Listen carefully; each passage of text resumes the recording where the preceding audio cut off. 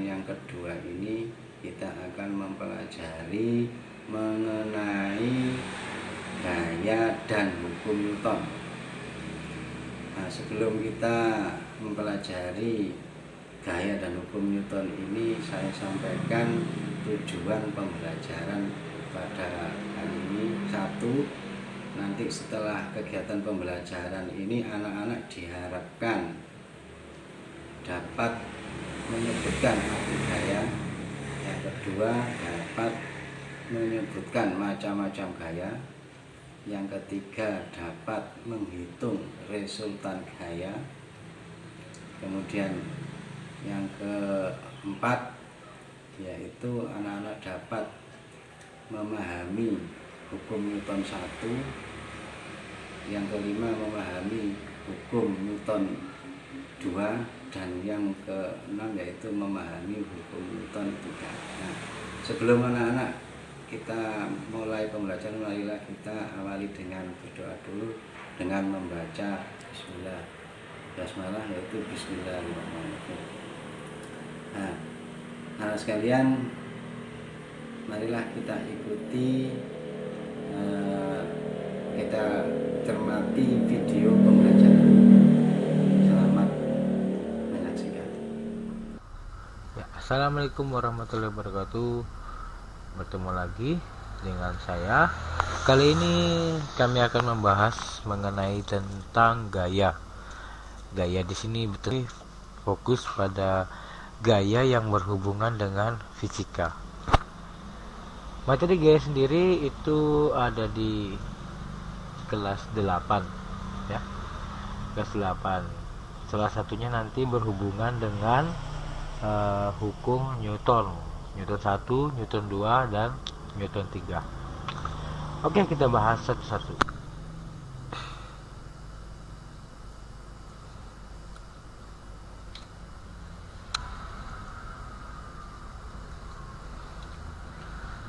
Pengertian gaya. Apa yang dimaksud dengan gaya?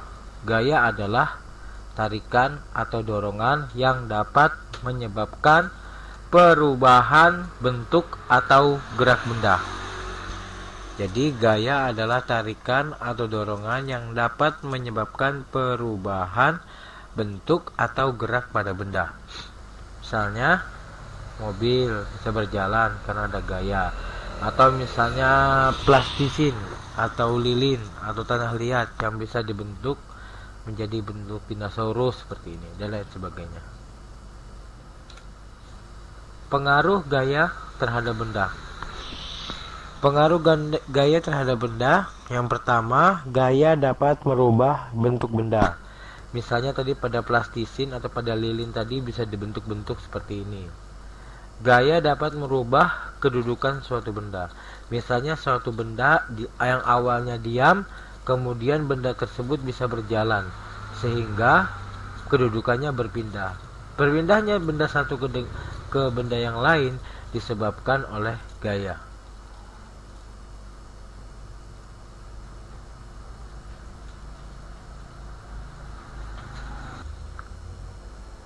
Ya, selanjutnya gaya dapat merubah kecepatan benda.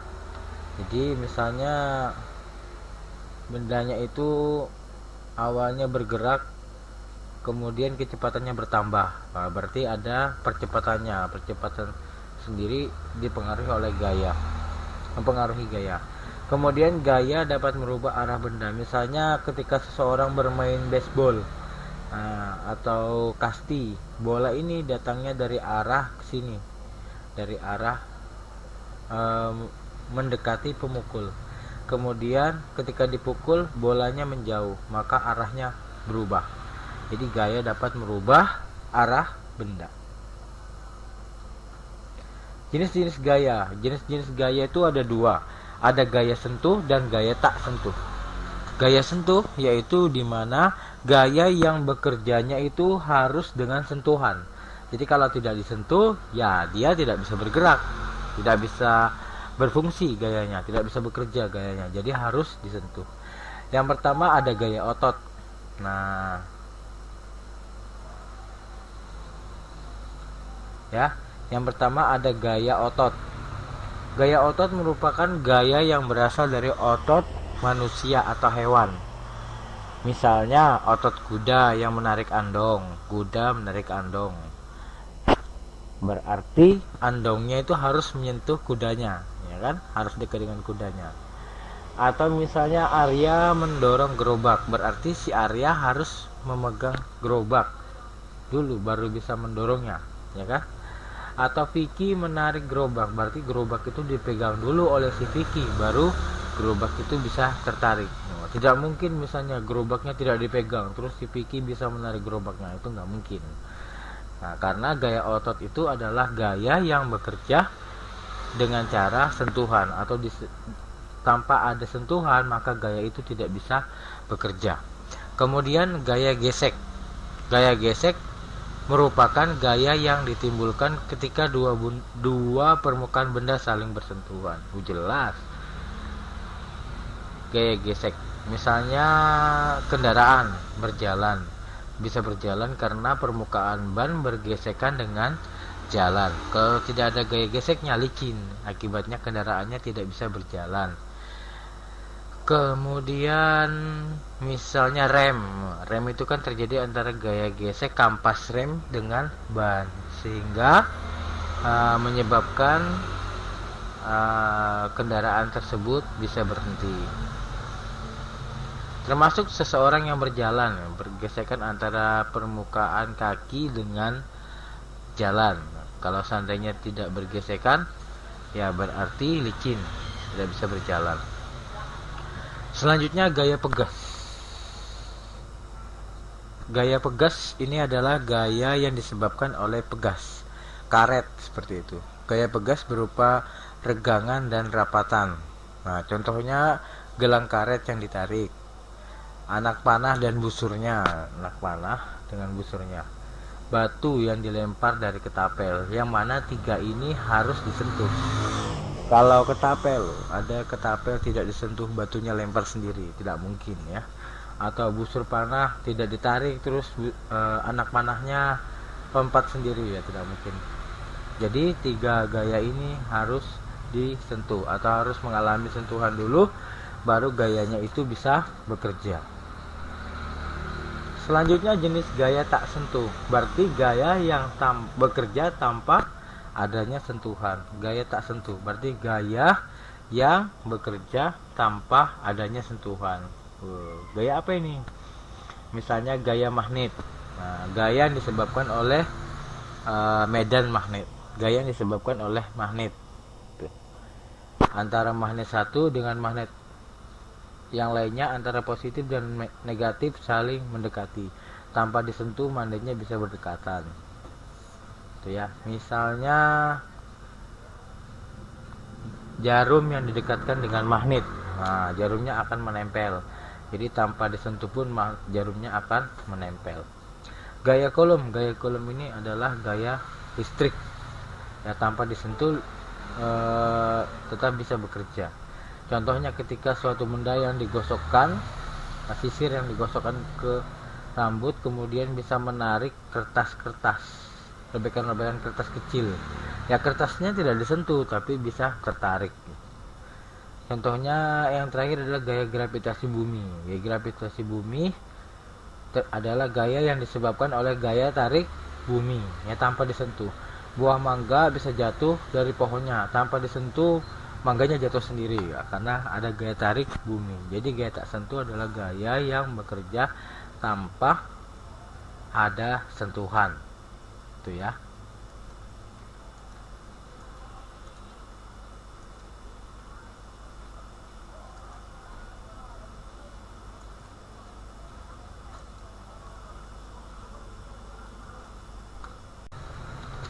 Ya. Selanjutnya adalah resultan gaya. Jadi gaya itu memiliki arah. Ada yang ke kiri, ada yang ke kanan, ada yang ke atas, ada yang ke bawah. Oleh karena itu ada juga yang menyebutnya bahwa gaya itu adalah besaran vektor. Jadi besaran itu ada dua, ada besaran vektor dan besaran skalar. Besaran vektor adalah besaran yang memiliki arah, ya. Jadi gaya itu memiliki arah, ya, ada yang ke kiri, ada yang ke kanan, ada yang ke atas, ada yang ke bawah gitu. Nah, penggabungan dua gaya atau lebih, penggabungan dua atau lebih arah gaya disebut dengan resultan. Jadi resultan itu adalah secara singkatnya yaitu penggabungan gaya.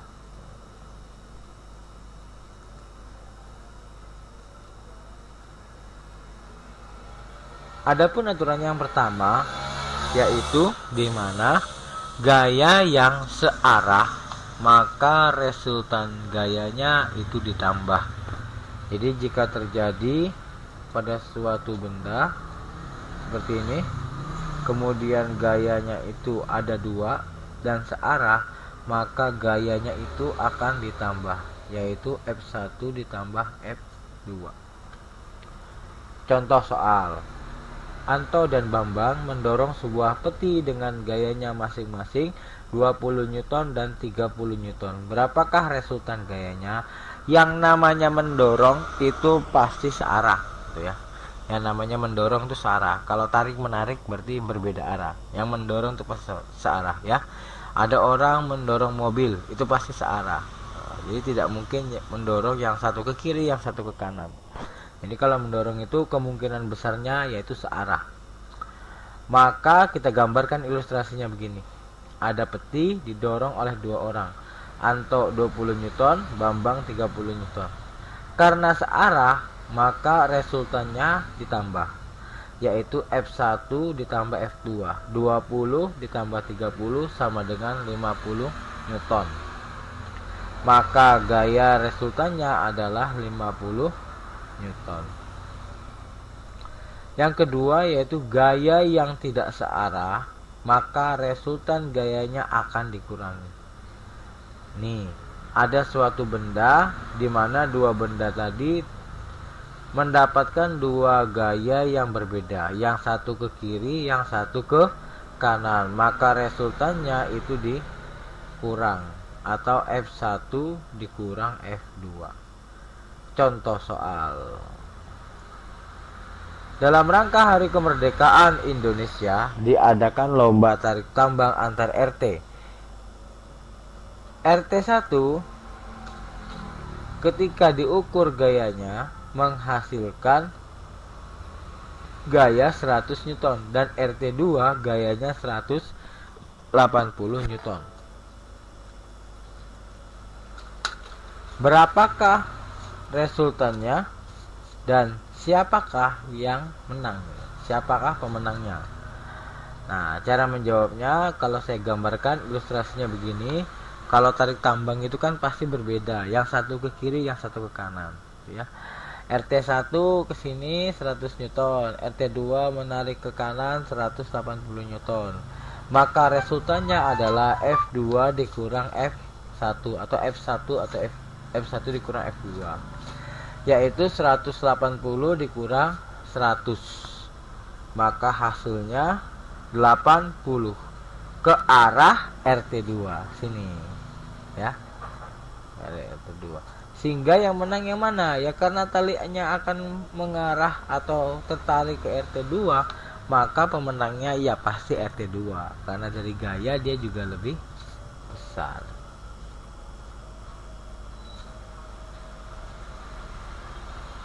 Tuh ya. Lalu bagaimana kalau kasusnya seperti ini? Apabila gayanya itu yang satu ditarik ke sana, yang satu ditarik ke sini, maka membentuk sudut 90 derajat. Atau yang dikatakan apabila gaya yang bekerja tegak lurus membentuk sudut 90 derajat, maka penyelesaiannya yaitu dengan menggunakan rumus Pythagoras. Contoh soal: dua buah gaya bekerja pada sebuah benda saling tegak lurus. Besarnya gaya pertama 6 Newton dan gaya kedua 8 Newton. Berapakah resultannya? Kita selesaikan dengan menggunakan rumus Pythagoras, yaitu 6 kuadrat dalam hal ini F1 ditambah 8 kuadrat, di mana 8 ini adalah F2. 6 kali 6 sama dengan 36, 8 kali 8 64, dijumlah jadi 100. Akar 100 sama dengan 10 Newton, maka resultannya 10 Newton. Nah, itu tadi yang berhubungan dengan arah gaya. Jadi gaya itu memiliki arah sehingga gaya sendiri masuk ke dalam besaran vektor, dan penggabungan dari gaya disebut dengan resultan. Gaya-gaya yang searah akan ditambah, gaya-gaya yang berlawanan arah akan dikurang. Sementara jika dia tegak lurus membentuk 90 derajat, kita selesaikan menggunakan rumus Pythagoras. Selanjutnya kita masuk kepada materi hukum Newton. Jadi hukum Newton ini adalah hukum yang meneliti atau menggambarkan hubungan antara gaya yang bekerja pada suatu benda dan gerak yang disebabkannya. Jadi diteliti gerak ini seperti apa terjadinya, kemudian disebabkan oleh apa. Dalam hukum Newton itu ada 3, yaitu hukum Newton 1, hukum Newton 2, dan hukum Newton 3. Kita bahas satu persatu. Hukum Newton 1. Hukum Newton 1 menyatakan bahwa benda akan tetap diam dan bergerak lurus beraturan jika resultan gaya sama dengan 0 atau sigma F sama dengan 0. Jadi benda itu akan tetap diam apabila tidak mendapatkan gaya atau gayanya sama dengan 0. Contoh ketika kita menaruh sebuah spidol di atas meja, kemudian tidak kita berikan gaya atau tidak kita gerakkan, apa mungkin spidolnya bergerak sendiri? Wah, tidak mungkin, gitu ya. Jelas dia akan tetap diam karena tidak diberikan gaya atau gaya yang bekerja sama dengan 0. Kita taruh buku di atas meja, tiba-tiba bukunya gerak sendiri. Oh, itu tidak mungkin. Jika berpikir secara logika itu tentu tidak mungkin. Kenapa? Karena benda diam ya tetap diam. Benda tersebut diam akan tetap diam karena tidak ada yang menggerakkan. Benda bisa bergerak apabila ada yang menggerakkan. Berarti kalau ada yang menggerakkan berarti ada yang memberikan gaya. Tetapi jika gaya sama dengan 0 atau tidak ada yang memberikan gaya, maka benda itu akan dalam keadaan diam. Atau jika ada yang memberikan gaya atau awalnya dia bergerak, ya, benda itu awalnya bergerak, kemudian tidak diberikan gaya, maka benda itu akan bergerak secara lurus beraturan. Misal, ketika kita menggerakkan kelereng, gitu ya, kelerengnya digerakkan, didorong, maka terus kita diamkan. Yang terjadi apa? Kelerengnya akan terus berjalan. Lama-lama akan berhenti, gitu ya. Karena gayanya sama dengan 0. Itu maksudnya. Tidak mungkin kelereng yang kita gerak, dan gerak kelereng itu lurus. Misalnya kita menaruh kelereng kemudian kita dorong. Nah, kemudian kelereng itu akan berjalan lurus. Tidak mungkin begitu didorong kelerengnya belok sendiri. Wah, tidak bisa. Ya, jadi pasti lurus, pada gerak lurus. Contoh lain, ketika kalian berada di dalam mobil yang berjalan, tiba-tiba mobilnya itu berhenti, maka tubuh kalian akan terdorong ke depan. Atau misalnya di dalam sebuah kendaraan, terus tiba-tiba mobilnya berbelok ke kiri, maka badannya juga akan ikut ke kiri. Terus berbelok ke kanan, badannya juga akan ikut berbelok ke kanan. Itu contoh penerapan hukum Newton. Lanjut, hukum Newton 2. Hukum Newton 2 terjadi apabila percepatan yang terjadi pada suatu benda berbanding lurus dengan gaya yang bekerja dan berbanding terbalik dengan massa benda. Jadi pada hukum Newton 2 itu digunakan pada benda yang bergerak dan benda yang memiliki percepatan, di mana percepatan itu akan berbanding lurus dengan gaya. Jadi kalau gayanya itu besar, maka kecepatannya atau percepatannya juga akan semakin besar. Sedangkan semakin besar masanya, maka percepatan benda itu semakin kecil, maka gerak benda juga akan semakin lambat. Misalnya mobil itu diberikan gaya 100 Newton. Mobil itu masanya 100 kilo, 1 ton misalnya, diberi gaya 100 Newton. Dibandingkan sepeda motor mungkin yang jaraknya yang masanya hanya 500 kilo. Ketika diberikan gaya yang sama tentu lebih cepat sepeda motor dibandingkan mobil karena masanya mobil itu lebih berat. Misalnya seperti itu. Atau gaya sama dengan massa dikali percepatan atau F sama dengan M dikali A. Contoh soal. Sebuah benda bergerak dengan percepatan 10 meter per sekon kuadrat. Jika massa benda tersebut 50 kg, berapakah gaya yang harus diberikan? Diketahui percepatannya 10 meter per sekon, massanya 50 kg. Ditanya F. F di sini adalah gayanya. Maka F sama dengan M dikali A. F M dikali A, massanya 50 dikali gravitasi 10, maka gaya yang diberikan yaitu 500 Newton. Itu hukum Newton 2. Selanjutnya hukum Newton 3. Hukum Newton 3 mengatakan bahwa jika benda pertama memberikan gaya kepada benda kedua, maka benda kedua akan memberikan gaya pada benda pertama sebesar gaya yang diberikan pada benda kedua namun berlawanan arah.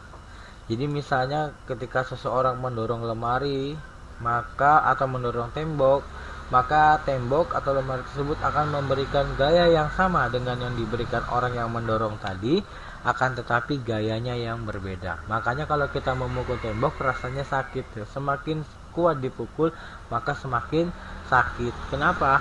Semakin besar yang kita berikan pada tembok, maka tembok itu akan memberikan gaya yang sama, yang lebih besar juga, akan tetapi arahnya berlawanan. Contoh lain, misalnya ketika seseorang sedang berdiri, berarti seseorang tersebut sedang memberikan gaya kepada bumi tempat dia berdiri tadi, maka bumi akan memberikan gaya sebaliknya sehingga seorang itu bisa berdiri. Contoh lain ketika sedang memukul paku atau palu tadi, maka semakin besar gaya yang diberikan, maka palu kepada paku, maka paku juga akan memberikan gaya yang sama besarnya namun berlawanan arah, sehingga dirumuskan sebagai F sama dengan F aksi sama dengan F reaksi. Ini contohnya, orang yang mendorong lemari atau mendorong tembok itu gaya aksi, dan tembok akan memberikan gaya yang besarnya sama kepada orang tersebut, dalam hal ini adalah reaksi.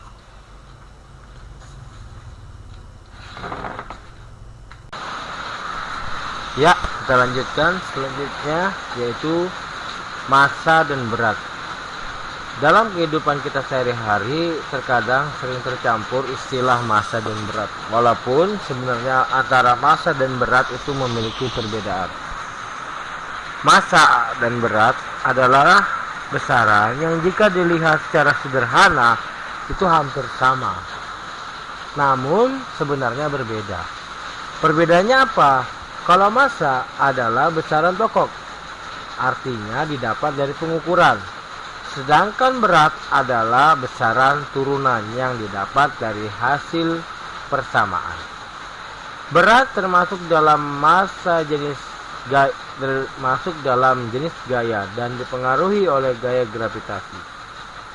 Dapat dituliskan dengan persamaan W sama dengan M dikali G, di mana W adalah berat, M adalah massa, dan G adalah gravitasi. Jadi kalau massa itu tidak dipengaruhi oleh gravitasi, sedangkan berat itu dipengaruhi oleh gravitasi.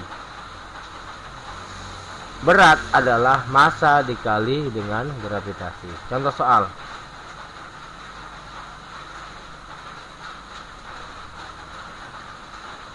Suatu benda ditimbang memiliki massa 10 kg jika gravitasi bumi 9,8 meter per sekon kuadrat, maka berat benda tersebut adalah, diketahui massanya 10 kg, gravitasi 9,8 meter per sekon kuadrat.